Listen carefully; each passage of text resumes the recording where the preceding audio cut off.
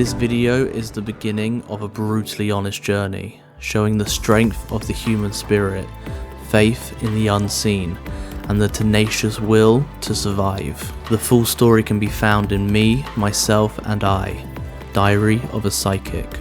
I can remember it as if it were yesterday. It was 2010. I was standing next to the late psychic medium, Colin Fry, on stage at the Beck Theatre in Hayes. Thousands of people were applauding us as I took a humble bow. I was so proud of myself. The spirit people had been kind to me that night. The messages to the chosen audience members were strong, full of magnificent evidence, and I was joyous in the knowledge that I had reached masses of people with proof of the afterlife. Yes, at this juncture, I should tell you that I'm a psychic, and have been since the day I was born. For me, seeing dead people and angels is pretty much as natural as breathing, so this isn't only my story of being dumped with an impossibly debilitating condition, it has a little twist. You see, I can't say that I am a hero, battling against the odds to survive and thrive. That bit was pretty much orchestrated by entities that most people do not see, or even have a clue exist. I am not some fluffy, spiritual nut that believes in everything with wings. If anything, I was the most skeptical, angry, anti-spiritualist you could ever meet once the accident happened. After book signings and a vodka and tonic, I sleepily walked back to my dressing room, totally elated. I'd come exceptionally far as a professional psychic medium.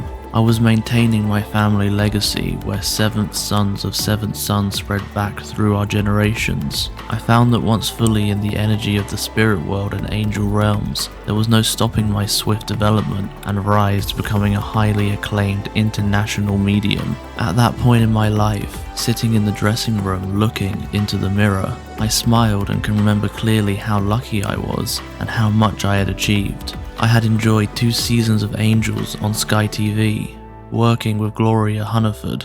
I had also done many other TV programs, as well as guested on radio shows all over the world. I had regular magazine work in all of the mainstream spiritual magazines, and a column in one. I had finished my book Heaven Calling, and I had publishers waiting for me to get the book out there. I was being asked left, right and centre to do many other TV shows that were respectful to spiritualism. I had been asked to travel globally on tour. I had a beautiful following of people in their tens of thousands who were not only spiritually comforted by my knowledge, but were also willing students in my sellout workshops, seminars and retreats. I was at the top of my industry, and demand for me was high. I was wanted and needed, which made me feel whole. I was single. I felt strong, attractive, independent, self-assured, and confident in my capacity as a medium, and the world was literally my oyster. I was in 7th heaven, and couldn't be any happier. How far I had come from my old life.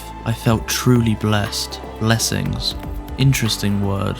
We are told to count them and embrace them. I took them for granted. I never took the time to count every single one of them. At the time though, I didn't realize. I thought that everything was on track and I was following my divine path. As I took each step, I never really embraced how I was doing. I never took a breath and sat in my own energy, making sure that everything was okay. I swallowed down the murmurings of the demons from my past. I got swept along on a whirlwind of celebrity parties and a roller coaster of the Nicky Alan ride. I never stopped to realize that I had traded my detective armor for the Nicky Alan armor. I was a detective in Essex Police prior to being a full-time psychic. I had forged a very effective armor over my heart and soul to stop anyone from knowing my failings and my innermost fears. I so loved that armor. It kept me safely cocooned. Yes, I felt amazing and strong and invincible, but that was because I was wanted. What I failed to realize at the time was that I was just wanted for my gift, not for who I really was. I was leading a life of deception, I suppose, that I was deceiving myself of my own truth. The regular demon that gurgled its way to my mind would remind me that if everyone knew me without the armor, I would be discarded. So I thrived on the rapturous audiences. I adored the emails and messages that came to me from all over the world, telling me how amazing I was. This esteem blanked out the inner failings that haunted me every day. I continued my existence partially blinded, valuing the words of the public as I had none of my own to give. Abuse in my adolescence had firmly created a true lack of self-worth and esteem.